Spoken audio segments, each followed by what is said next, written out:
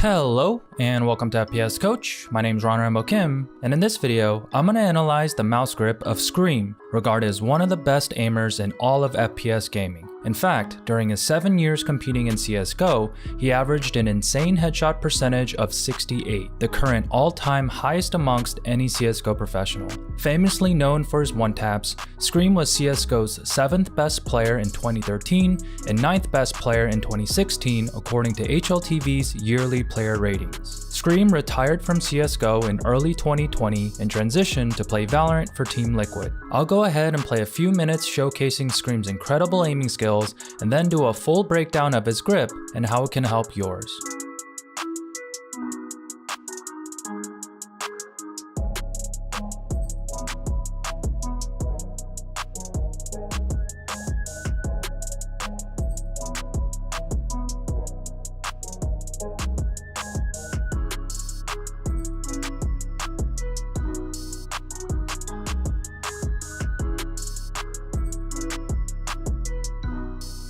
Throughout ScreaM's career, his grip has been the exact same except for his ring finger. Depending on his mouse, the ring finger is either slightly grazing the mouse pad or slightly above it. His grip is what I'd call a true claw grip, or fingertip grip, as none of his palm is on the mouse. The claw grip is one of the most challenging grips to master as it's the most unstable due to the very little surface contact between the hand and mouse. With only the fingertips controlling the mouse, there's a tendency to have shakier aim as the mouse picks up the tiniest of movements. However, the extra space between the hand and mouse provides freedom of motion that can be used to aim the micro motions that a palm grip cannot. If you feel like you have a great sense of touch in your fingers and you do not have a tendency to have shaky aim, I would recommend experimenting with the claw grip as it is the most versatile. Another unique position of ScreaM's grip is that his mouse is overly rotated towards his monitor. This is why every mouse that he uses is a right-handed shaped mouse. As I experimented with this amount of rotation,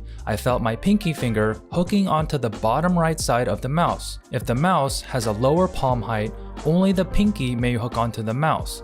But if the mouse has a high palm profile, the pinky and the bony palm area just below the pinky will also hook onto the mouse. For me personally, I feel much more comfortable and stable with both the pinky and the palm on the mouse. But for ScreaM, he prefers only the pinky as seen in this image. As for his thumb, there is definitely a slight bend with only the thumbprint on the mouse. This position is important because it provides the opposing side pressure along with the pinky. A checkpoint when experimenting with this grip is to hold the mouse with only the thumb and pinky and lift the mouse in the air. If the mouse is gripped incorrectly, you'll feel the mouse wanting to rotate or wobble in your hand with both your pinky and thumb straining to keep the mouse stable. If gripping correctly, the mouse should feel stable and there shouldn't be any strain in the pinky or thumb because the weight of the mouse is balanced in the hand. As for the position of the ring finger, this will depend on your hand and finger size and the shape of your mouse. For me, I prefer the ring finger above the mouse pad, allowing my pinky to do all the side pressure, but for you, it might feel better to include the ring finger. As I mentioned previously, this is the only variance in ScreaM's grip, which depends on the mouse he is using.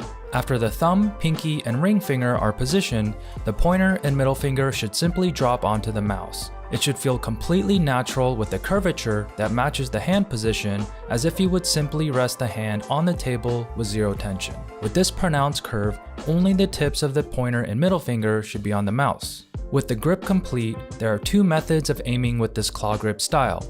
The first method, which I personally prefer, is to maintain the exact amount of space between the hand and the mouse at all times. Or in other words, whenever I maneuver the mouse, I do not want the mouse shifting in my hand, causing the space between my hand and the mouse to change shape or form. The second method is to utilize the extra space between the hand to aim the micro motions as seen here in this video. Using the fingers to aim with this extra space is much faster aiming the micro motions compared to using the wrist or forearm. If you have short fingers, you'll obviously have less space to work with, but this could provide more stability. whereas long fingers provide more space, but at the cost of being unstable. As for ScreaM's forearm position, throughout his career, he has switched from having only the wrist on the table to having most of the forearm on the table. I'll leave a link in the description box with a video going into detail about the wrist-only position. And for the remainder of the video, I'll play more clips of ScreaM's amazing aim skills. Give the video a thumbs up if it was helpful, and check out my webpage for more info on my FPS aiming course.